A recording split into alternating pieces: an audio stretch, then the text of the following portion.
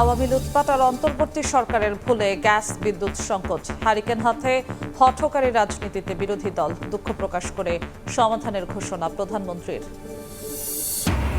সংকটে আলোর দিশারি বেগম খালেদা জিয়া, জন্মবার্ষিকীতে আপসহীন নেত্রীর আদর্শ ধারণ করে সার্বভৌমত্বকে অক্ষুণ্ণ রাখার প্রত্যয়, দেশ গঠনে ভূমিকা রাখার আহ্বান।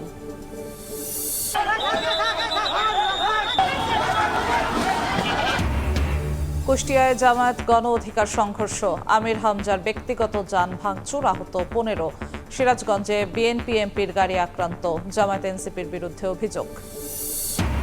বাংলাদেশের সঙ্গে সম্পর্ককে আরও শক্তিশালী করতে চায় ভারত, বাণিজ্য, নিরাপত্তা ও স্বাস্থ্য খাতে অংশীদারিত্ব বাড়াতে কাজ করছে দিল্লি, বললেন দীনেশ ত্রিবেদী। এবং বাংলাদেশে আশ্রিত 3 লাখের বেশি রোহিঙ্গাকে ফেরত নেবে মিয়ানমার, রাখাইনে নিরাপত্তা পরিস্থিতির উন্নতি হলেই শুরু প্রত্যাবর্তন, জানালো নেপিডো।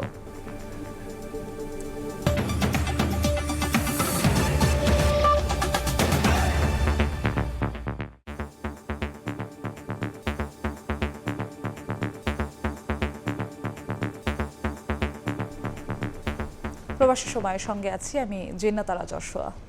গ্যাস বিদ্যুৎ সংকটের জন্য স্বৈরাচার আওয়ামী লীগের লুটপাট আর অন্তর্বর্তী সরকারের ভুল সিদ্ধান্তকে দায়ী করলেন প্রধানমন্ত্রী তারেক রহমান। বললেন, সংকট নিয়ে বিভ্রান্তি ও হঠকারিতার রাজনীতি করছে বিরোধী দল। প্রয়াত সাবেক প্রধানমন্ত্রী বেগম খালেদা জিয়ার জন্মবার্ষিকীতে দোয়া ও দরিদ্রদের সহায়তা অনুষ্ঠানে গ্যাস বিদ্যুৎ সমস্যার জন্য দুঃখ প্রকাশ করে দ্রুত সমাধানের আশ্বাস দেন সরকার প্রধান। প্রয়াত সাবেক প্রধানমন্ত্রী বেগম খালেদা জিয়ার ৮২তম জন্মবার্ষিকীতে ঢাকা ১৭ আসনে আয়োজন করা হয় দোয়া মাহফিল। মহাখালীর টিএনডি কলোনি মাঠ ভরে ওঠে বিএনপির বিভিন্ন স্তরের নেতাকর্মীর সমাগমে। যোগ দেন স্থানীয় সংসদ সদস্য প্রধানমন্ত্রী তারেক রহমান। শফিক রহমান ১ লক্ষ টাকার চেক গ্রহণ করবেন। শুরুতেই দুস্থ, অসহায় এবং অসুস্থ ব্যক্তিদের আর্থিক সহায়তা দেন বিএনপি চেয়ারম্যান। বিশেষ দোয়া হয় বেগম খালেদা জিয়ার জন্য।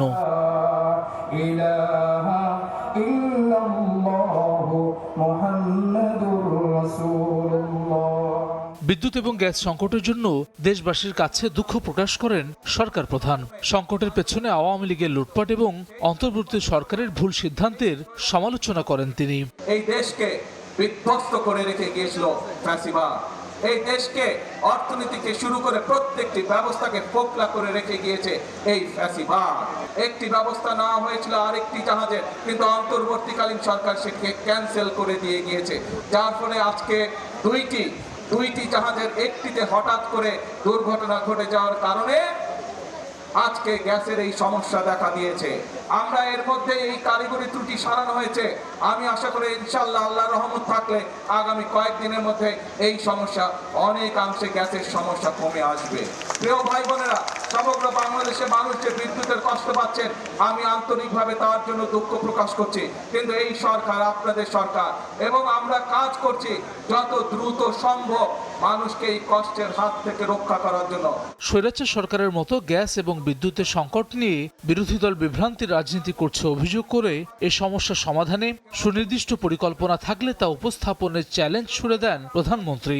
একটি রাজনৈতিক দলের কিছু সদস্যরা প্রতিবাদ করছে গ্যাস দে, বিদ্যুৎ দে, পিছনে ফ্যানের বাতাস খাচ্ছে আর সামনে বলছে বিদ্যুৎ চাই, বিদ্যুৎ চাই। এই হচ্ছে তাদের হঠকারিতা।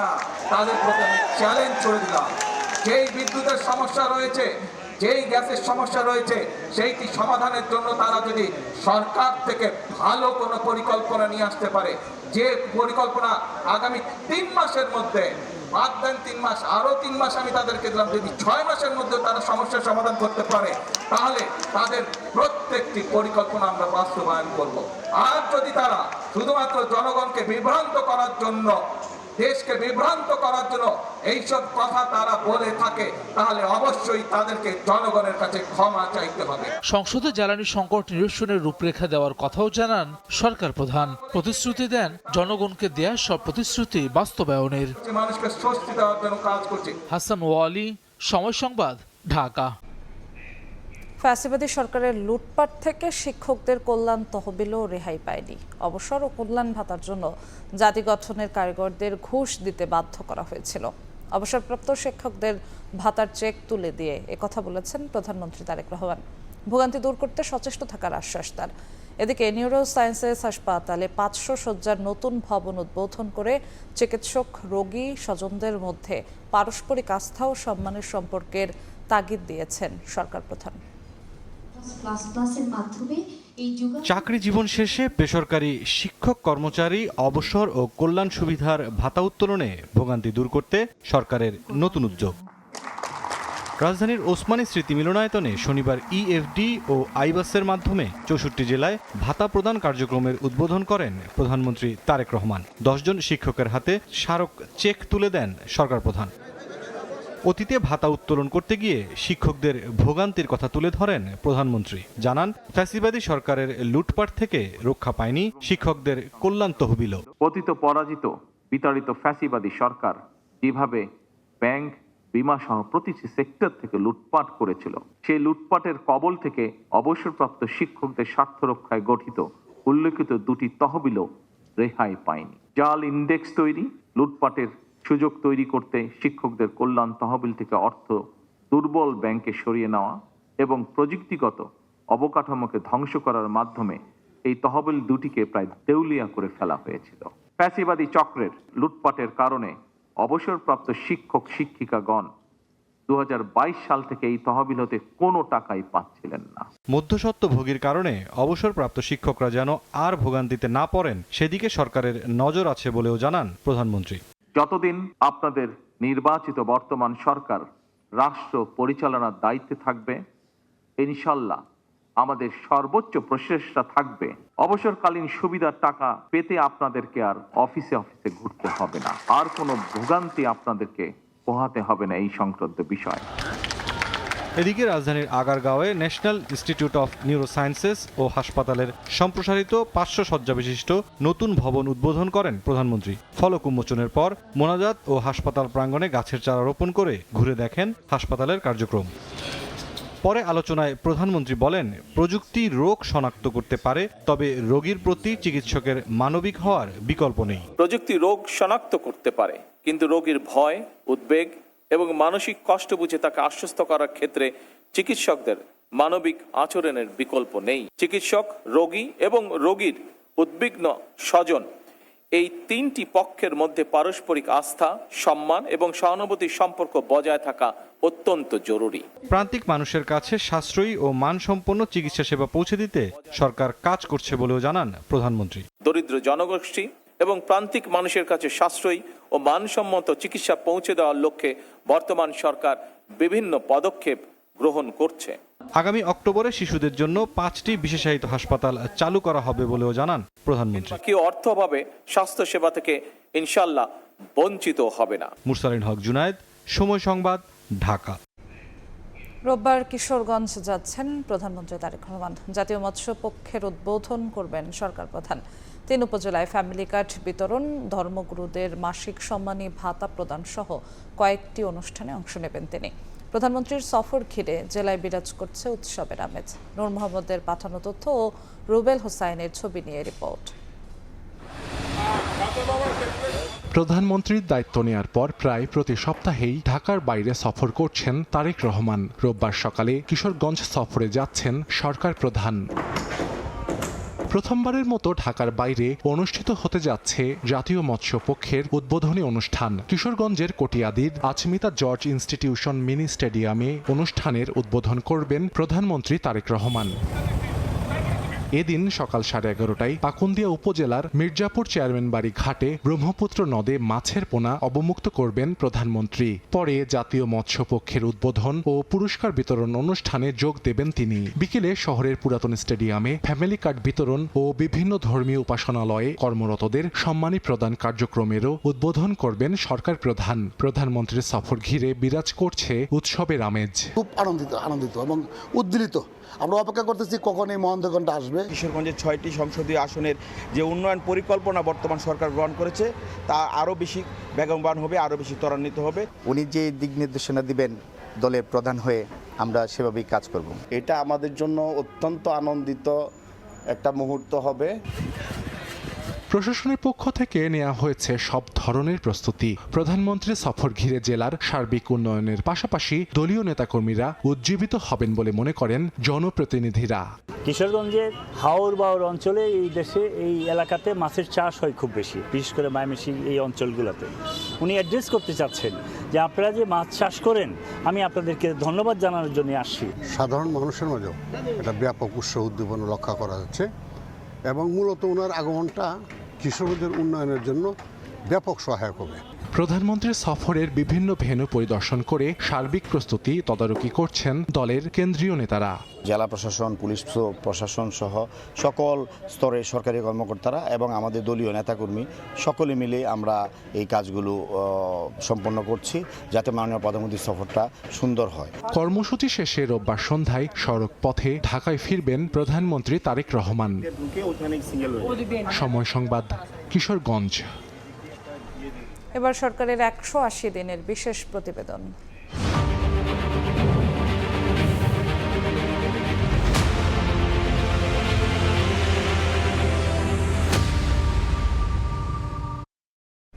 পাঁচ বছরে 1 কোটি কর্মসংস্থান তৈরির লক্ষ্য অর্জনে বাজেট ও কর কাঠামো সাজিয়েছে বিএনপি সরকার। স্থাপন করা হচ্ছে এমপ্লয়মেন্ট এক্সচেঞ্জ সেন্টার। সামনে আনা হয়েছে ক্রিয়েটিভ ইকোনমির মতো নতুন ধারণা। তবে সুফল মেলেনি এখনো, বরং আমলাতান্ত্রিক জটিলতায় অনেক উদ্যোগ গতি হারাচ্ছে বলে মনে করেন অর্থনীতিবিদ ও বাজার বিশ্লেষকরা। অর্থনীতি পুনরুদ্ধারের বীজ বপন হলেও ফল পেতে আরও অন্তত 6 মাস লাগবে বলে জানিয়েছেন প্রধানমন্ত্রীর যুব ও কর্মসংস্থান বিষয়ক বিশেষ সহকারী কামরুল হাসান সবুজের রিপোর্ট। মেধাভিত্তিক কর্মসংস্থানের দাবিতে বদলে যাওয়া এক বাংলাদেশ। বিএনপি সরকার গঠনে সক্ষম হলে গার্মেন্টসের বাইরে আরো নতুন নতুন কতগুলো সেক্টরকে আমরা নিয়ে আসতে চাই। 1.5 বছর ধরে চলা অর্থনৈতিক ব্যবচ্ছেদের মধ্যেই জনগণের কল্যাণে গেল 17 ফেব্রুয়ারি সরকার গঠন করে বিএনপি। প্রধানমন্ত্রী পদের কর্তব্য, তারপর কর্মসংস্থান বৃদ্ধির নানা উদ্যোগে পার হতে চলেছে 6 মাস। ছুটে চলা এই জীবনে কখনো কখনো থামতে হয় জীবনের তাগিদেই, যেখানে সংসার খরচের বহুমাত্রিক হিসাবের খাতায় বাস্তবতার কালি কলমে আরেকবার ফুটে ওঠে আকাঙ্ক্ষার প্রতিচ্ছবি। গ্যাসের সংকট, গ্যাস না পাইলে গাড়ি চলে কেমন করি? আগে বেতন পেতাম 10-12 তারিখের ভিতরে, অন পাই একটু লেট করে। চাল কিনলে মাছ কিনবো কিভাবে, সব সময় যোগ বিয়োগ করে চলতে হয়। সাময়িক বন্ধ হওয়া আয়ের পথ সচলে ব্যস্ত ষাটোর্ধ্ব রিকশা চালক বাবুল মিয়া প্রস্তুত নতুনের আহ্বানে সাড়া দিতে।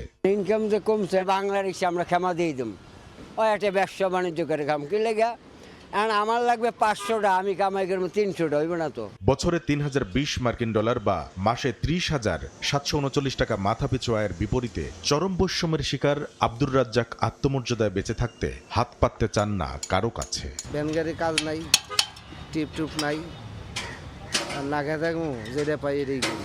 এদিকে শিক্ষা জীবন শেষ করা প্রজন্ম বলছে চাকরির বাজারে বেড়েছে প্রতিযোগিতা, বেকারত্বের ভার, বাড়েনি কর্মসংস্থানের সুযোগ।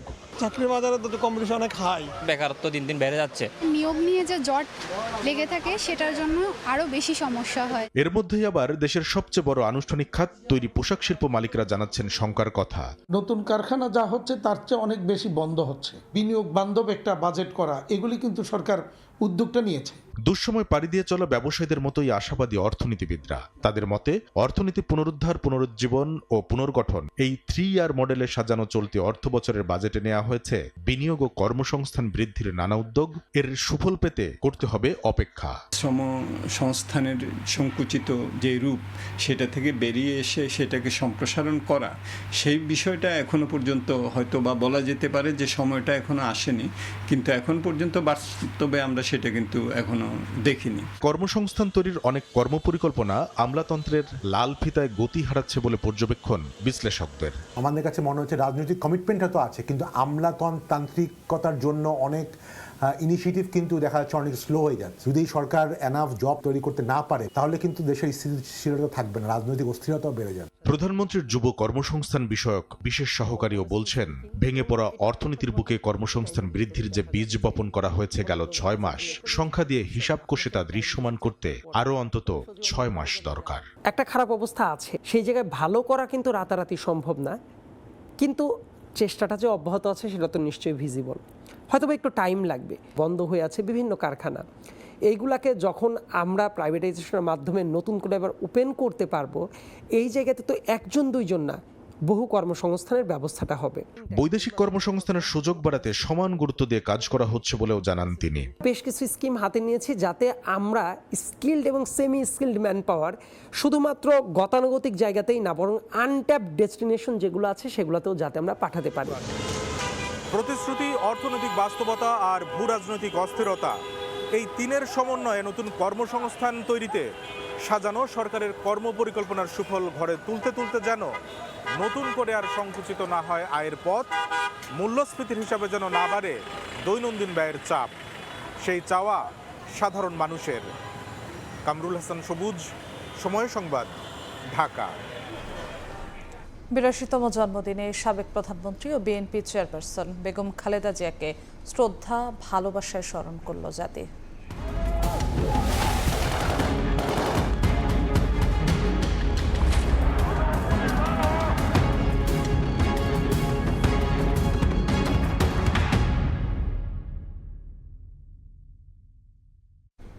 বেগম খালেদা জিয়ার আদর্শ ধারণ করে দেশের স্বাধীনতা, সার্বভৌমত্বকে অক্ষুণ্ণ রাখার প্রত্যয় ব্যক্ত করেছেন বিএনপির সদ্য সাবেক মহাসচিব মির্জা ফখরুল ইসলাম আলমগীর।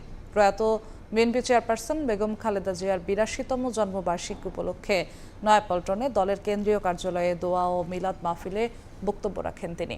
বলেন, বিএনপির গণতান্ত্রিক রাজনৈতিক কারিগর বেগম খালেদা জিয়া। প্রয়াত বিএনপি চেয়ারপারসন বেগম খালেদা জিয়ার ৮২তম জন্মবার্ষিকী উপলক্ষে নয়াপল্টনে দলের কেন্দ্রীয় কার্যালয়ে দোয়া ও মিলাদ মাহফিলের আয়োজন করে বিএনপি। অনুষ্ঠানে উপস্থিত ছিলেন দলের সদ্য সাবেক মহাসচিব সহ শীর্ষ নেতারা। দেশের গণতান্ত্রিক লড়াইয়ে বেগম খালেদা জিয়া একমাত্র আদর্শ বলে মন্তব্য করেন বিএনপি নেতারা। খালেদা জিয়া শহীদ জিয়ার মতো, তাই মাটি যতক্ষণ আছে, মাটির উপর যতক্ষণ আছি, ততক্ষণ তার আদর্শ পালনের মধ্য দিয়ে তাকে সম্মানিত করতে চেষ্টা করব। তিনি জেলে গিয়েছেন, তিনি যুদ্ধ করেছেন অন্যায়ের বিরুদ্ধে, অনিয়মের বিরুদ্ধে, স্বৈরাচারের বিরুদ্ধে, ফ্যাসিজমের বিরুদ্ধে, কিন্তু কোনোদিন তিনি কারো কাছে মাথা নত করেননি। বিএনপির সিনিয়র যুগ্ম মহাসচিব রুহুল কবির রিজভী বলেন, দেশের স্বাধীনতা ও রাজনৈতিক অধিকার যখন হরণ করা হচ্ছিল তখন রুখে দাঁড়িয়েছিলেন আপসীর নেত্রী বেগম খালেদা জিয়া। দল ক্ষমতায় এসেছে বলে আপসীর নেত্রীর নীতি ও আদর্শ ভুলে যাওয়া যাবে না বলে মন্তব্য করেন আমির খসরু মাহমুদ চৌধুরী। দেশের সামগ্রিক অধিকার হরণ হয়েছে, তখনই তিনি রুখে দাঁড়িয়েছেন, অমিত বিক্রমে তিনি দাঁড়িয়েছেন জনগণের কাতারে, জনগণের সম্মুখ। এর জন্য গণবিরোধী শক্তি তার উপর চালিয়েছে নিপীড়ন, নির্যাতন। আজকে দল ক্ষমতায় আসছে, জীবন সব সহজ হয়ে গেছে, এটা মনে করার কোনো কারণ নাই। মাননীয় প্রধানমন্ত্রী জনাব তারেক রহমান সাহেব যে কর্মসূচি পালন করার সিদ্ধান্ত নিয়েছেন, যেটা এগিয়ে যাচ্ছেন, আমরা সবাই মিলে সেটাকে যদি বাস্তবায়ন করতে পারি, তাহলে দেশনেত্রী বেগম খালেদা জিয়ার জীবন সার্থক হবে। বেগম জিয়ার আদর্শ ধারণ করে দেশের স্বাধীনতা ও সার্বভৌমত্বকে অক্ষুণ্ণ রাখার প্রত্যয় ব্যক্ত করেন বিএনপির সদ্য সাবেক মহাসচিব মির্জা ফখরুল ইসলাম আলমগীর। বলেন, বিএনপির গণতান্ত্রিক রাজনৈতিক কারিগর বেগম খালেদা জিয়া। আমরা সবাই এই শপথ নেব যে বিএনপিকে আমরা সত্যিকার অর্থেই এমন একটা গণতান্ত্রিক দলে পরিণত করতে চাই যে সত্যিকার অর্থেই বাংলাদেশকে নেতৃত্ব দিতে সক্ষম হবে, দলকে শক্তিশালী করবে এবং বাংলাদেশের স্বাধীনতার সার্বভৌমত্বকে অক্ষুণ্ণ রাখবে। প্রয়াত বিএনপি চেয়ারপারসন বেগম খালেদা জিয়ার আত্মার মাগফিরাত কামনায় দোয়া ও মিলাদ মাহফিলে শীর্ষ নেতারা ছাড়াও অংশ নেন দলের বিভিন্ন অঙ্গ ও সহযোগী সংগঠনের নেতাকর্মীরাও। স্বপন আহমেদ, সময় সংবাদ, ঢাকা। গণতন্ত্র ও সমৃদ্ধির জন্য বেগম খালেদা জিয়ার নেতৃত্ব তুলনাহীন। তার আদর্শে সমৃদ্ধ দেশ গড়তে কাজ করার প্রত্যয় জানিয়েছেন মুক্তিযুদ্ধ বিষয়ক মন্ত্রী আহমেদ আজম খান। বিএনপির সাবেক চেয়ারপারসনের জন্মদিনে জাতীয় প্রেস ক্লাবে আলোচনা সভায় তিনি বলেন, বিএনপি দেশের জন্য কাজ করলেও বিরোধী দল মাত্র 5 মাসেই সরকারকে ব্যর্থ অভিযোগ করে অস্থির রাজনীতি শুরু করেছে। প্রধানমন্ত্রীর ভারত সফর নিয়ে বিরোধী দলের অভিযোগ প্রসঙ্গে বিএনপি নেতা মোয়াজ্জেম হোসেন আলাল বলেন, অভিন্ন নদীর পানি বন্টন, সীমান্ত হত্যাবদ্ধ সহ বিভিন্ন সমস্যার সমাধানে ভারত সফরে আপত্তি থাকার কথা নয়।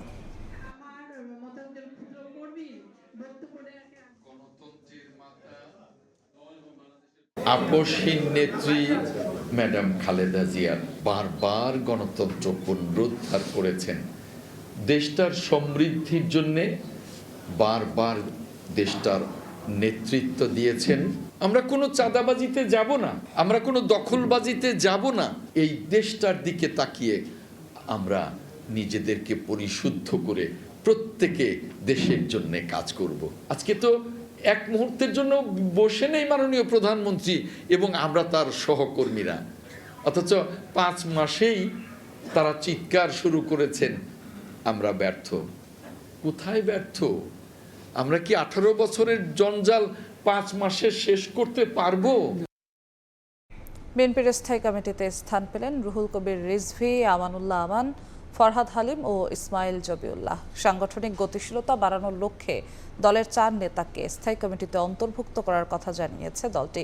শনিবার বিএনপির সহদপ্তর সম্পাদক মোহাম্মদ মুনির হোসেন স্বাক্ষরিত সংবাদ বিজ্ঞপ্তিতে এ তথ্য জানানো হয়েছে। বিএনপি সবশেষ জাতীয় কাউন্সিল অনুষ্ঠিত হয় 2016 সালের 19 মার্চ।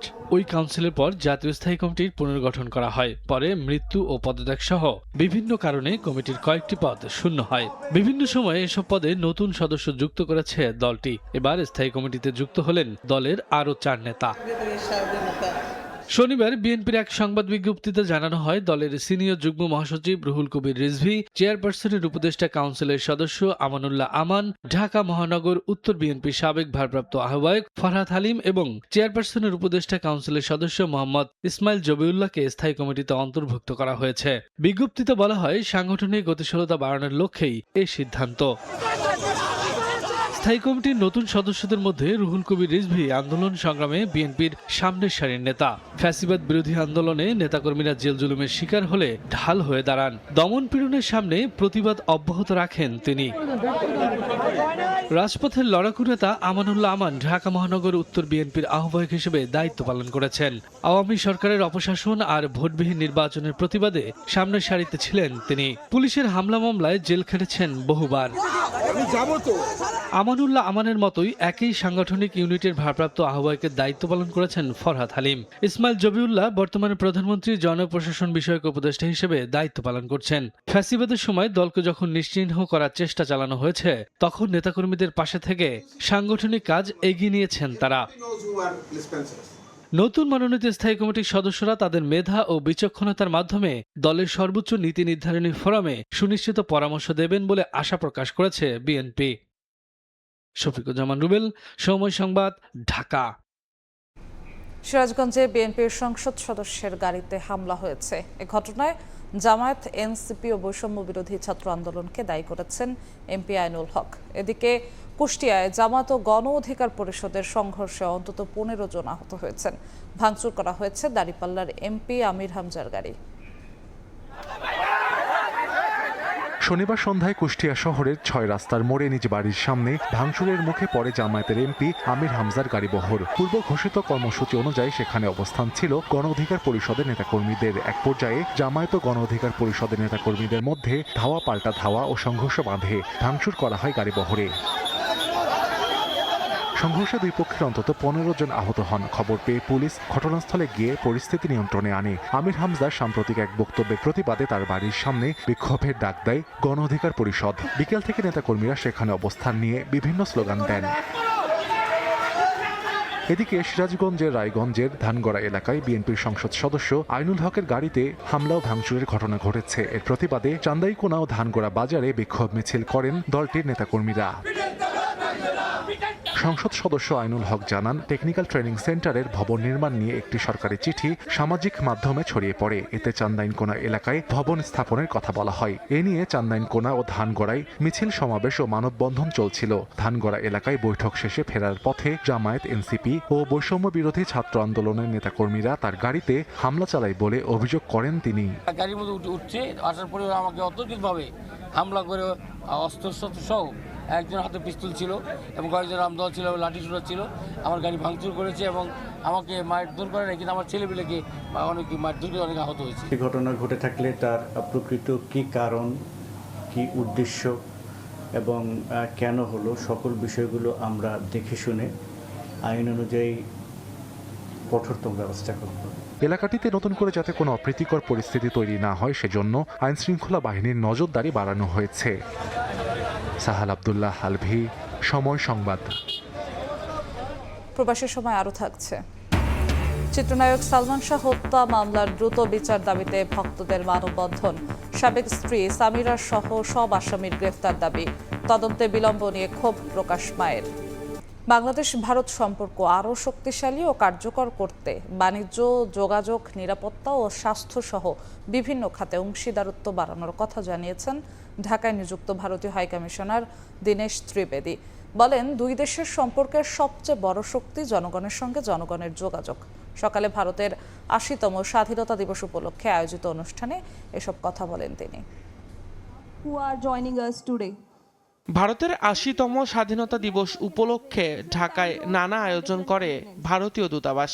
শনিবার সকালে দূতাবাস প্রাঙ্গণে সমবেত হন বাংলাদেশে বসবাসরত ভারতীয় নাগরিক, বিভিন্ন দেশের কূটনীতিক ও হাই কমিশনের কর্মকর্তারা।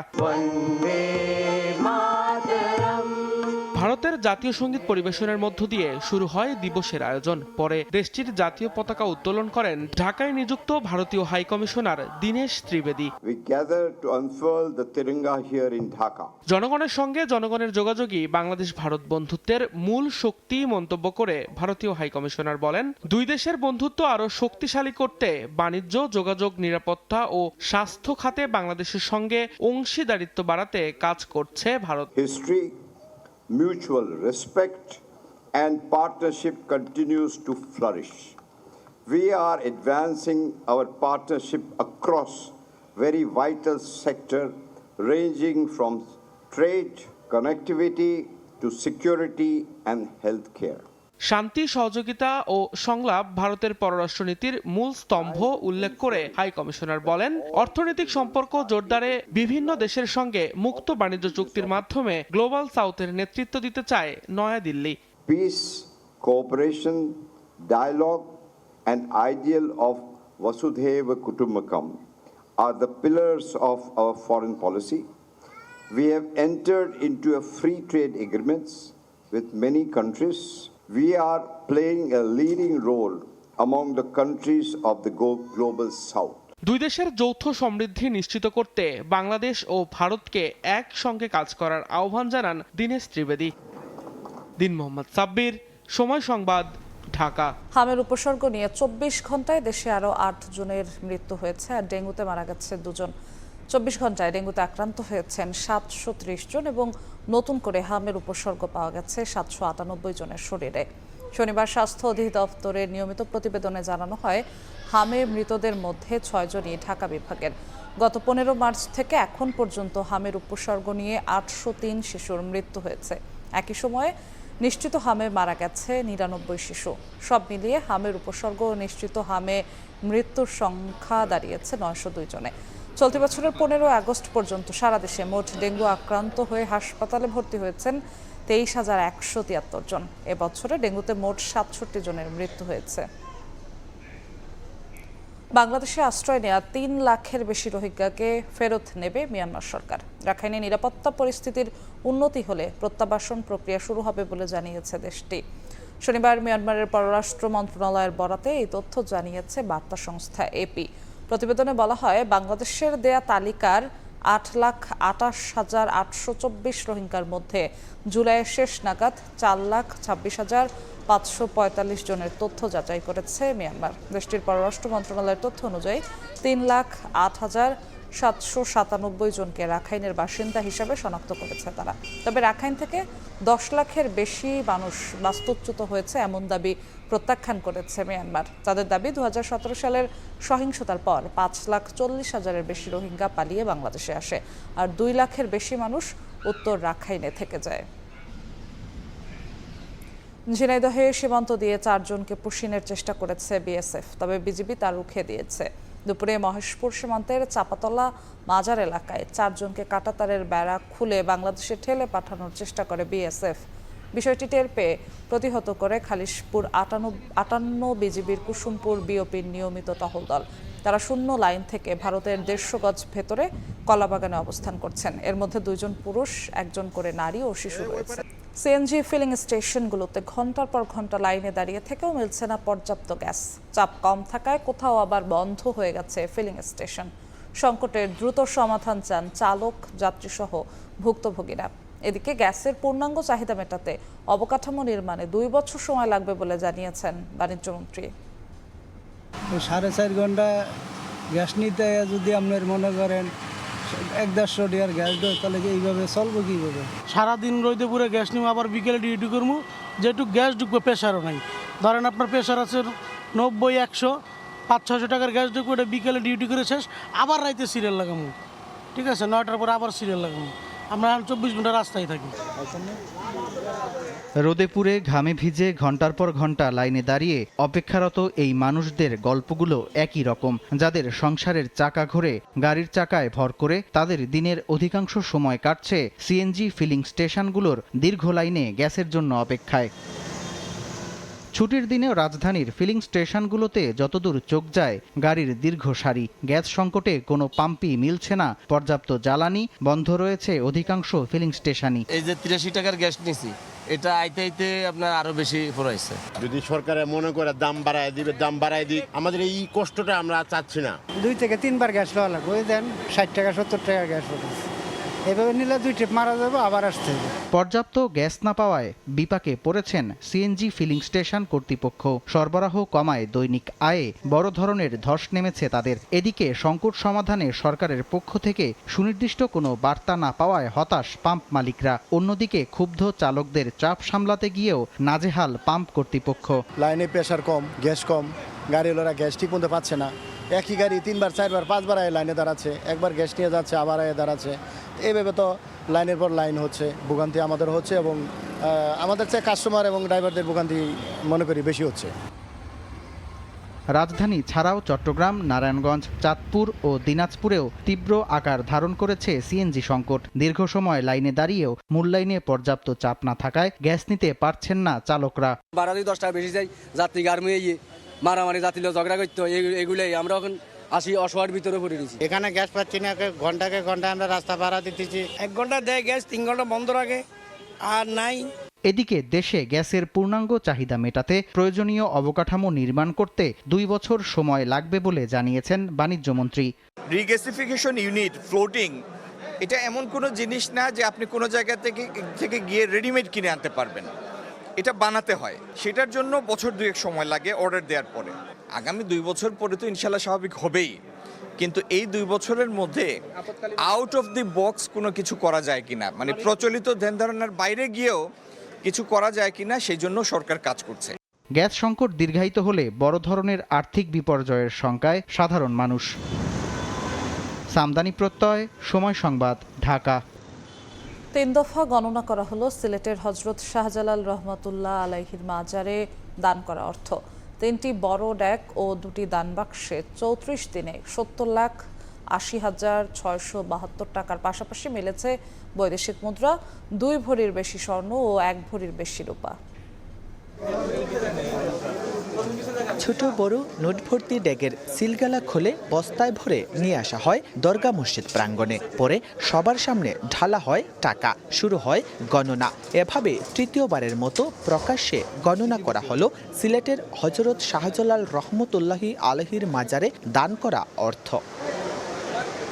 শনিবার সকাল 10টার দিকে দান বাক্স ও দানের ডেকগুলোর সিলগালা খোলার কার্যক্রম শুরু হয়। 3টি ডেক ও 2টি বড় দান বাক্স খোলার পর সকাল 10:30টার দিকে শুরু হয় গণনা। 34 দিনে 70,88,672 টাকার পাশাপাশি মিলেছে বৈদেশিক মুদ্রা, 2 ভরির বেশি স্বর্ণ ও 1 ভরির বেশি রূপা। এই টাকাগুলো এটি অসহায় মানুষের জন্য একটা মেডিকেলের ব্যবস্থা করা হয়, এর জন্য সাহায্য করা হবে। খানকা কার্যক্রম প্রতিষ্ঠিত হোক, মুসাফিরখানা এবং লঙ্গরখানা আবারও সুন্দরভাবে সুচারুরূপে প্রতিষ্ঠা পাক। সবগুলো টাকাই ওই অ্যাকাউন্টেই জমা হবে, মানে যেটা হয়েছে বিগত সময়ে সেটি হচ্ছে এখন। এছাড়াও রয়েছে মানুষের দান করা গরু, ছাগল ও হাঁস মুরগি, যার হিসাব মাজার কর্তৃপক্ষের কাছে রয়েছে।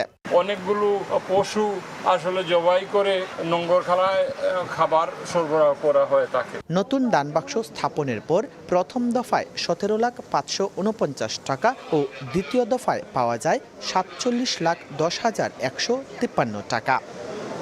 জয়ন্ত কুমার দাস, সময় সংবাদ, সিলেট।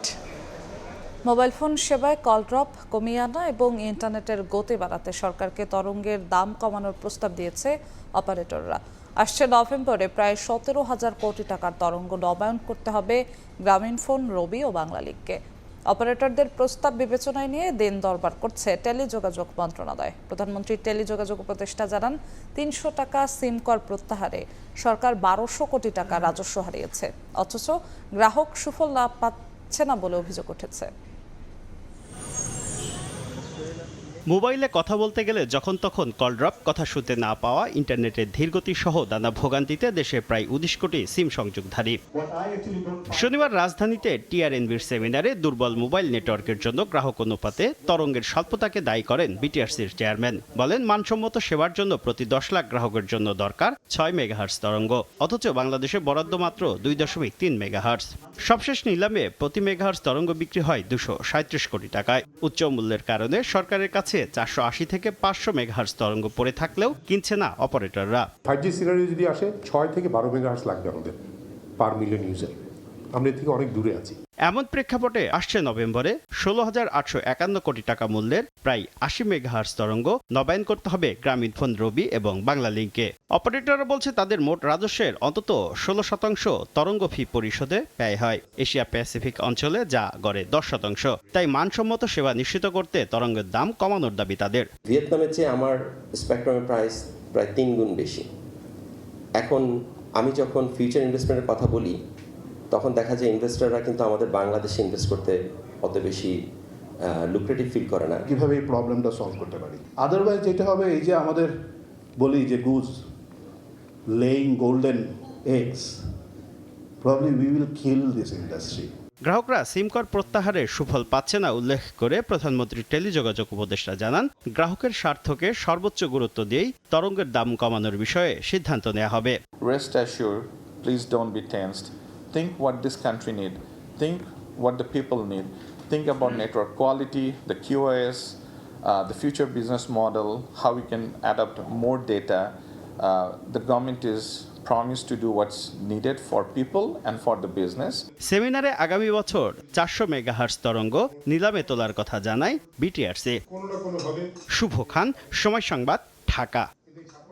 সৃজনশীলতা আর কৌশলগত চিন্তার লড়াইয়ে ব্র্যাক বিশ্ববিদ্যালয়ে অনুষ্ঠিত হলো অ্যাডভিজ 2.0। প্রায় 650 দলের অংশগ্রহণে 2 মাসের বাছাই পর্ব শেষে সেরা 5 দল নিয়ে অনুষ্ঠিত হয় গ্র্যান্ড ফাইনাল। চ্যাম্পিয়ন হয়েছে বাংলাদেশ ইউনিভার্সিটি অব প্রফেশনালসের দল উন্নয়ন। বিজ্ঞাপনের প্রচলিত ধারণা থেকে বেরিয়ে নতুন ধারণা, সৃজনশীল উপস্থাপন আর কৌশলগত চিন্তার মাধ্যমে নিজেদের দক্ষতা প্রমাণের সুযোগ পান প্রতিযোগিতা।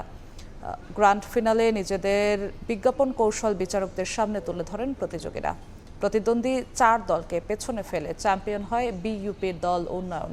বিজয়ী দলকে পুরস্কার হিসেবে দেওয়া হয় 2 লাখ টাকা। আয়োজকদের প্রত্যাশা, এ ধরনের আয়োজন শিক্ষার্থীদের একাডেমিক জ্ঞানের পাশাপাশি বিজ্ঞাপন ও ব্যবসার বাস্তব জগতের সঙ্গে পরিচিত হওয়ার সুযোগ তৈরি করবে। ইভেন্টটা নিয়ে খুব খুশি, সবাই খুব স্বতঃস্ফূর্তভাবে এখানে পার্টিসিপেট করেছে এবং আমরা অন্যান্য ইউনিভার্সিটি থেকে খুব ভালো রেসপন্স পেয়েছি। এই যে টাইট শিডিউলের মধ্যে স্পেশালি কাজ করাটা আমাদের অনেকের লিডারশিপ যে স্কিলগুলো আছে সেটাকে আরও বাড়াবে আমাদের ফিউচারের জন্য। আলহামদুলিল্লাহ, ফার্স্ট অফ অল এতগুলো টিমের মাঝখানে এখানে এসে চ্যাম্পিয়ন হওয়া it's not easy for us. We did a lot. আমরা অনেক কাজ করছিলাম, আমরা অনেক ট্রাই করছি, আমরা হারছি, আমরা আবার শিখছি, আমরা উঠছি। সো ওভারঅল ইট ওয়াজ, এটা আসলে প্রকাশ করা যাবে না এখন। And we are so happy as a team. অমর চিত্রনায়ক সালমান শাহ হত্যা মামলার দ্রুত বিচার দাবিতে মানববন্ধন করেছেন ভক্তরা। সব আসামিকে গ্রেফতার ও পরিবারের সদস্যদের নিরাপত্তা নিশ্চিতের দাবি তাদের। সাবেক স্ত্রী সামিরা যেন দেশ ছেড়ে পালাতে না পারে, সেই দাবিও সালমান শাহ ভক্তদের। আবারও রাজপথে সালমান শাহ ভক্তরা, কণ্ঠে ক্ষোভ আর স্লোগান। কেন ৩০ বছরেও অধরা প্রয়াত নায়কের হত্যাকারীরা? কেন তদন্তের নামে বারবার পেছানো হচ্ছে বিচার? মামলার ৪ নম্বর আসামি খলনায়ক আশরাফুল হক ডন গ্রেফতার হলেও মূল আসামিরা কবে গ্রেফতার হবেন সে প্রশ্ন ভক্তদের। শনিবার জাতীয় প্রেস ক্লাবের সামনে সালমান শাহ হত্যা মামলার বিচারের দাবিতে মানববন্ধন করেন ৬৪ জেলার সালমান ভক্তরা। ডনকে রিমান্ডে নিয়ে জিজ্ঞাসাবাদ, অন্য আসামিদের জামিন বাতিল করে গ্রেফতারের দাবি জানান ভক্তরা। একই সঙ্গে নায়ক সালমান শাহর সাবেক স্ত্রী আসামি সামিরা যেন দেশ ছেড়ে পালাতে না পারে সেই ব্যবস্থা নেওয়ার দাবি তাদের। বাংলাদেশে একমাত্র সালমান শাহ নায়ক যার জন্য এখনো পর্যন্ত অনেক ভক্তরা জীবন দিয়ে যায়। বর্তমান প্রশাসনকে আমি একটাই আহ্বান করব যে এর সঠিক বিচার চাই। ডনের যেন জামিন না পায়, আর দ্বিতীয়ত সামিরাকে যেন মানে যত জরুরি সম্ভব গ্রেফতার করে। যতদিন পর্যন্ত সালমানের হত্যার বিচার না হবে ততদিন পর্যন্ত আমরা রাজপথে ছিলাম, থাকবো, আজীবন লড়াই করে যাব। মানববন্ধন কর্মসূচিতে লন্ডন থেকে ভার্চুয়ালি যুক্ত হয়ে ক্ষোভ প্রকাশ করেন সালমান শাহর মা নীলা চৌধুরী। বলেছিলাম যে আমাদের আসামিরা পালিয়ে যাবে, আর একজন জামিনের আসামি গ্রেফতার হওয়ার পরে অন্যান্যরা পালাবে। সুস্থ একটা বিচার শাস্তি দেওয়া হোক সুস্থভাবে, যেটা এটার জন্য বিকল্প নাই এটা। পরে সালমান শাহ হত্যার বিচারের দাবিতে বিক্ষোভ করেন ভক্তরা। বিচার নিশ্চিত না হওয়া পর্যন্ত আন্দোলনের হুঁশিয়ারি দেন তারা। তানভীর হাসান, সময় সংবাদ, ঢাকা। মাদক ব্যবসায়ীদের কোনো দল নেই, সমাজ থেকে মাদক দূর করতে সরকার বদ্ধপরিকর বলে জানিয়েছেন রেল প্রতিমন্ত্রী হাবিবুর রশিদ হাবিব। বলেন, দলীয় পরিচয়ে কেউ মাদক কিংবা চাঁদাবাজিতে জড়িত হলে তার বিরুদ্ধে কঠোর ব্যবস্থা নেওয়া হবে। একই অনুষ্ঠানে ঢাকা দক্ষিণ সিটির প্রশাসক আব্দুস সালাম বলেন, গ্যাস বিদ্যুতের সংকট সমাধানে কাজ করছে সরকার, এজন্য সময় দরকার।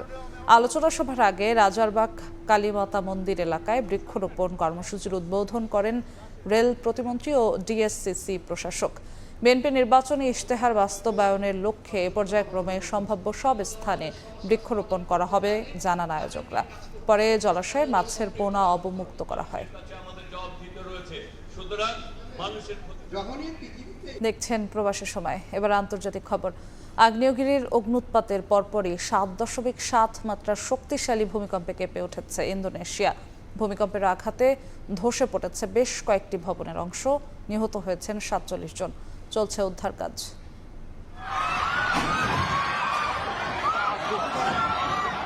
শনিবার স্থানীয় সময় ভোরে ৭.৭ মাত্রার ভূমিকম্পে কেঁপে ওঠে ইন্দোনেশিয়ার ফ্লোরেস অঞ্চল। ইউএসজিএস এর হিসেবে ভূপৃষ্ঠ থেকে মাত্র ১০ কিলোমিটার গভীরে ছিল এর উৎপত্তিস্থল। কেন্দ্র ছিল পূর্ব নুসা তেঙ্গারা প্রদেশের এন্দে শহর থেকে প্রায় ৬৮ কিলোমিটার উত্তর পশ্চিমে। প্রায় ১ মিনিট ধরে কম্পন অনুভূত হয় আশপাশের এলাকায়। মূল ভূমিকম্পের পরপরই আঘাত হানে বেশ কয়েকটি শক্তিশালী আফটারশক। ৫.৯, ৫.৬, ৬.১ মাত্রার কম্পন রেকর্ড করা হয়। মাউমেরে থেকে ছড়িয়ে পড়া ভিডিওতে দেখা যায় ধসে পড়েছে একটি ভবনের অংশ। আতঙ্কে রাস্তায় ছুটে আসছেন মানুষ। প্রাথমিক হিসেবে প্রায় ৫ লাখ মানুষ খুব শক্তিশালী থেকে তীব্র কম্পনের ঝুঁকিতে ছিলেন। এর মধ্যেই কয়েকজনের হতাহতের খবরও পাওয়া গেছে। ভূমিকম্পের আতঙ্কের মধ্যেই সক্রিয় মাউন্ট ইবু। অগ্নুৎপাতের পর আগ্নেয়গিরি থেকে ধোঁয়া ও ছাই ছড়িয়ে পড়ে বিস্তীর্ণ এলাকায়। নাদিম মারজান, সময় সংবাদ। যুক্তরাষ্ট্রের ভার্জিনিয়া স্টেট ইউনিভার্সিটিতে বন্দুক হামলায় অন্তত ৫ জন আহত হয়েছেন। একজনের অবস্থা আশঙ্কাজনক। স্থানীয় সময় শনিবার সকালের এক ঘটনায় একাধিক সন্দেহভাজন জড়িত বলে জানিয়েছে বিশ্ববিদ্যালয় কর্তৃপক্ষ। তাদের ধরতে অভিযান শুরু করেছে পুলিশ। নিরাপত্তার স্বার্থে লকডাউন জারি করা হয়েছে। এর আগে মিশিগান অঙ্গরাজ্যে বন্দুক হামলায় অন্তত ৫ জন নিহত হন। পরে সন্দেহভাজন হামলাকারীর মরদেহ উদ্ধার করে পুলিশ। ফ্রান্সে ১৫ বছরের কম বয়সীদের জন্য সামাজিক যোগাযোগ মাধ্যম নিষিদ্ধের বিল আটকে দিয়েছেন সর্বোচ্চ আদালত। স্থানীয় সময় শুক্রবার আদালতের রায়ে বলা হয়, বাক ও যোগাযোগ স্বাধীনতাকে ক্ষুণ্ণ করে প্রস্তাবিত বিলটি। আদালতের রায়ের পর বিলটি নতুন করে তৈরির নির্দেশ দিয়েছেন ফরাসি প্রেসিডেন্ট ইমানুয়েল ম্যাক্রো। ফ্রান্স থেকে আরও জানাচ্ছেন মোহাম্মদ লুৎফুর রহমান বাবু। ফ্রান্সে ১৫ বছরের কম বয়সীদের সামাজিক মাধ্যম ব্যবহার নিষিদ্ধের বিল আটকে দিয়েছেন সর্বোচ্চ আদালত। কনস্টিটিউশনাল কাউন্সিল বা সাংবিধানিক পরিষদ জানায়, বাক ও যোগাযোগ স্বাধীনতাকে ক্ষুণ্ণ করে প্রস্তাবিত বিলটি। আদালতের রায়ে বলা হয়, শিশুদের সুরক্ষার বিষয়টি আইনসম্মত ও বৈধ, তবে খসড়া বিলটি উপযুক্ত নয়। গেল মাসে বিলটির পক্ষে বিপুল ভোটে রায় দেন ফরাসি আইন প্রণেতারা। বিলটি পাশ হলে ইউরোপীয় ইউনিয়নের প্রথম দেশ হিসেবে ফ্রান্সে সামাজিক মাধ্যম ব্যবহারের বয়সসীমা নির্ধারিত হতো। তবে ফ্রান্সের যে কোনো বিল ফরাসি সংবিধানের সঙ্গে সামঞ্জস্যপূর্ণ কিনা তা যাচাইয়ের জন্য কনস্টিটিউশনাল কাউন্সিলের পর্যালোচনার মধ্য দিয়ে যেতে হয়। আদালতের সিদ্ধান্তের পর প্রধানমন্ত্রী সেবাস্তিয়ান লেকর্নুকে যত দ্রুত সম্ভব বিলটি নতুন করে তৈরির নির্দেশ দিয়েছেন প্রেসিডেন্ট ইমানুয়েল ম্যাক্রো। অস্ট্রেলিয়াকে অনুসরণ করে কম বয়সীদের জন্য সামাজিক মাধ্যম ব্যবহার নিষিদ্ধের উদ্যোগ নিচ্ছে বিভিন্ন দেশ। গেল জুনে একই ঘোষণা দেয় ব্রিটেন। বড়দিনের মধ্যে দেশটির পার্লামেন্টে এই প্রস্তাবগুলোর উপর ভোট হওয়ার কথা রয়েছে। শিক্ষাবর্ষের শুরু থেকে অর্থাৎ সেপ্টেম্বর থেকে ফ্রান্সে এই আইন কার্যকর হওয়ার কথা ছিল, কিন্তু দেশটির সাংবিধানিক পরিষদ তা আটকে দেয় এখন তার সম্ভব হচ্ছে না। যদিও দেশটির প্রেসিডেন্ট ইমানুয়েল ম্যাক্রো দেশটির শিশু কিশোরদের মস্তিষ্ক সুরক্ষার দাবি করে এই আইনের পক্ষে যৌক্তিকতা আগেই তুলে ধরেছিলেন এবং আগামী বছরের মধ্যে এই আইন পাশ করার কথাও পুনর্ব্যক্ত করেছেন। এখন দেখার পালা ভবিষ্যতে ফ্রান্সে অনূর্ধ্ব 15 বছর বয়সী শিশু কিশোররা আইনগতভাবে সোশ্যাল মিডিয়া ব্যবহার করতে পারবেন নাকি পারবেন না। সে পর্যন্ত সবাইকে অপেক্ষায় থাকতে হবে। ফ্রান্স প্যারিস থেকে মোহাম্মদ লুৎফুরমান বাবু, সময় সংবাদ। ৮০তম স্বাধীনতা দিবস উদযাপন করছে ভারত। এ উপলক্ষে দিল্লির লালকেল্লায় জাতীয় পতাকা উত্তোলন করেন প্রধানমন্ত্রী নরেন্দ্র মোদী। স্বাধীনতা দিবস ঘিরে দেশটির রাজধানীতে জোরদার করা হয়েছে নিরাপত্তা। লালকেল্লা ও আশেপাশের এলাকায় মোতায়েন করা হয়েছে বিপুল সংখ্যক নিরাপত্তা কর্মী। এদিন পশ্চিমবঙ্গের কলকাতার রেড রোডেও অনুষ্ঠিত হয় স্বাধীনতা দিবসের অনুষ্ঠান। বিস্তারিত জানাচ্ছেন সুব্রত আচার্য। দিল্লির লালকেল্লায় সশস্ত্র বাহিনীর অভিবাদন গ্রহণ ও জাতীয় পতাকা উত্তোলনের মধ্য দিয়ে ভারতের ৮০তম স্বাধীনতা দিবসের মূল অনুষ্ঠান শুরু হয়। সেখান থেকে জাতির উদ্দেশ্যে দেয়া ভাষণে প্রধানমন্ত্রী নরেন্দ্র মোদী ২০৪৭ সালের মধ্যে উন্নত ভারত গড়ার প্রত্যয় ব্যক্ত করেন। ভাষণে দেশের তরুণ সমাজের ওপর আস্থা রেখে বিনামূল্যে অনলাইন প্রতিযোগিতামূলক পরীক্ষার প্রশিক্ষণ এবং ১ কোটি যুবকের জন্য কৃত্রিম বুদ্ধিমত্তা বা এআই প্রশিক্ষণেরও ঘোষণা দেন নরেন্দ্র মোদী। এছাড়াও দেশীয় উৎপাদন বৃদ্ধি, সেমিকন্ডাক্টর নির্মাণ, জ্বালানি এবং জাতীয় নিরাপত্তার বিষয়ে বিশেষ জোর দেন তিনি। এদিকে পশ্চিমবঙ্গের রাজধানী কলকাতার ঐতিহাসিক রেড রোডেও বর্ণাঢ্য আয়োজনের মধ্য দিয়ে স্বাধীনতা দিবস উদযাপন করা হয়। জাতীয় পতাকা উত্তোলন করে অনুষ্ঠানের সূচনা করেন রাজ্যের মুখ্যমন্ত্রী শুভেন্দু অধিকারী। নেতাজি সুভাষচন্দ্র বসু সহ স্বাধীনতা সংগ্রামীদের শ্রদ্ধা জানান তিনি। সুব্রত আচার্য, সময় সংবাদ, কলকাতা। কুয়েতে ৩৬ জুলাই গণঅভ্যুত্থান স্মরণে আলোচনা সভার আয়োজন করেছে বিএনপির কুয়েত শাখা। স্থানীয় সময় বৃহস্পতিবার রাতে কুয়েত সিটির একটি রেস্টুরেন্টে অনুষ্ঠান আয়োজন করা হয়। গণতন্ত্র পুনরুদ্ধারের ১৭ বছরের অবিরাম সংগ্রামের ফসল এই প্রতিপাদ্যকে সামনে রেখে আলোচনা সভায় জুলাই গণঅভ্যুত্থান, গণতন্ত্র পুনরুদ্ধার ও বাংলাদেশের রাজনৈতিক পরিস্থিতি নিয়ে আলোচনা করা হয়। আলোচনা সভায় সভাপতিত্ব করেন শফিকুল ইসলাম শফিক, সভা পরিচালনা করেন আব্দুল কাদের। কুয়েতে বিএনপি ও এর অঙ্গ সংগঠনের প্রবাসী বাংলাদেশিদের অংশগ্রহণে আয়োজিত আলোচনা সভায় দেশের গণতান্ত্রিক আন্দোলনের বিভিন্ন দিক তুলে ধরেন বক্তারা।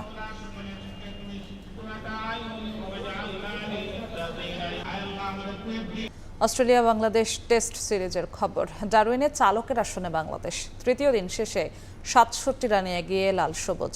মিরাজের 50 আর টেল এন্ডওয়ার্ডদের দৃঢ়তায় প্রথম ইনিংসে স্কোরবোর্ডে ৪২৬ রান তোলে ৭ দল। ফলে বাংলাদেশ লিড পায় ২২৮ রানের। জবাবে ৪ উইকেটে ১৬১ রান নিয়ে দিন শেষ করেছে অস্ট্রেলিয়া। ডারউইন থেকে তারেক হাসান শিমুলের ম্যাচ রিপোর্ট। তৃতীয় দিনে লিডটা বাংলাদেশ কত দূর নিয়ে যায় সেটাই ছিল দেখার বিষয়। মিরাজ, হাসান মাহমুদরা সকালটা পার করছিলেন দারুণভাবে। অজি পেসারদের সামাল দেন দেখে শুনে। অজিরা অপেক্ষায় ছিল লাঞ্চের আগে টাইগারদের অল আউট করতে। তবে থিতু হওয়া মিরাজ করতে দেননি সেই কাজটা। তাসকিনকে নিয়ে গড়েন আরও এক ছোট্ট জুটি। 50 তুলে নেন ডানহাতি ব্যাটার। এরপর হাত খুলে খেলার চেষ্টা করলেও মিরাজকে আউট করে স্বস্তি ফেরে অজি শিবিরে। দলের তৃতীয় সর্বোচ্চ 65 রান আসে তার ব্যাট থেকে। ততক্ষণে বাংলাদেশের লিড পার হয়েছে 200। তাসকিন ইবাদত মিলে চেষ্টা করেছেন লিড ব্যবধানটা বাড়িয়ে নিতে, পেরেছেনও তারা। দুই বোলার মিলে ব্যাট হাতে যোগ করেছেন 21 রান, তাসকিন করেন 14 আর ইবাদতের ব্যাটে 7 রান। 426 রানে প্রথম ইনিংস শেষ করে টাইগাররা 6 উইকেট শিকার করেন জশ হ্যাজেলউড। অজিদের বিপক্ষে টাইগারদের প্রথম ইনিংস গেল সিজনে খেলা অ্যাশেজের যেকোনো ইনিংস থেকে বড়। একই সঙ্গে সাম্প্রতিক সময়ে ইংল্যান্ড ভারতের পর বাংলাদেশের বিপক্ষে তাদের বল করতে হয়েছে 138। 228 রানে পিছিয়ে থেকে ব্যাটিংয়ে নেমে মারমুখী হওয়ার আগেই লোকাল বয় জ্যাক ওয়েদারকে ফেরান হাসান মাহমুদ। অজি ব্যাটারদের কাছে ডানহাতি পেসার যেন গোলক ধাঁধা। মানস লাবুশেনকে নিয়ে শুরুর ধাক্কা সামাল দেওয়ার চেষ্টা করেন ট্রাভিস হেড, আভাস দেন আক্রমণাত্মক হওয়ার, তবে সেটা হতে দেননি এই হাসান। আবারও বোল্ড হেড, ফিরে যান 17 রান করে। এরপর লাবুশেন আর স্মিথ হয়ে ওঠেন দলের ভরসা, রানের চাকা সচল করেন এই ব্যাটার। আগের ইনিংসে একমাত্র 50 পাওয়া স্মিথ ছিলেন সাবলীল, তবে 31 রানে লাবুশেনকে আউট করেন তাইজুল। প্রথম উইকেটের দেখা পান টাইগার স্পিনার। তাইজুল যখন ব্রেক থ্রু এনে দিয়েছেন, মিরাজ কেন পিছিয়ে থাকবেন? নিলেন দিনের অন্যতম গুরুত্বপূর্ণ উইকেট। থিতু হওয়া স্মিথকে ফিরিয়ে ইনিংসের চতুর্থ উইকেট শিকার করেন ডানহাতি স্পিনার। অবশ্য দিনটা আর কোনো বিপদ ছাড়াই পাড়ি দিয়েছে অজিরা। 43 রানে অপরাজিত ক্যামেরুন গ্রিন আর অ্যালেক্স ক্যারি আছেন 19 রানে। টাইগারদের দাপটে দিশেহারা ক্যাঙ্গারু বাহিনী। তৃতীয় দিন শেষে অস্ট্রেলিয়া পিছিয়ে আছে 67 রানে। সম্ভাবনা তৈরি হয়েছে ইনিংস ব্যবধানে জয়ের, আর সেই ইতিহাস লিখতে হলে চতুর্থ দিনে এই 67 রানের মাঝেই তুলে নিতে হবে প্রতিপক্ষের 6 উইকেট। মারারা ক্রিকেট গ্রাউন্ড থেকে তারেক হাসান শিমুল, সময় সংবাদ, ডারউইন, অস্ট্রেলিয়া। এ পর্যায়ে শীর্ষ সংবাদগুলো জানিয়ে দিচ্ছি আরও একবার। আওয়ামী লুটপাট আর অন্তর্বর্তী সরকারের ভুলে গ্যাস বিদ্যুৎ সংকট, হারিকেন হাতে হঠকারী রাজনীতিতে বিরোধী দল, দুঃখ প্রকাশ করে সমাধানের ঘোষণা প্রধানমন্ত্রীর। সংকটে আলোর দিশারি বেগম খালেদা জিয়া, জন্মবার্ষিকীতে আপসহীন নেত্রীর আদর্শ ধারণ করে সার্বভৌমত্বকে অক্ষুণ্ণ রাখার প্রত্যয়, দেশ গঠনে ভূমিকা রাখার আহ্বান।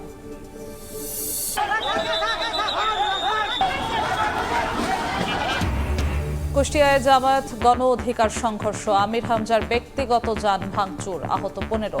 সিরাজগঞ্জে বিএনপি এমপির গাড়ি আক্রান্ত, জামায়াত এনসিপির বিরুদ্ধে অভিযোগ।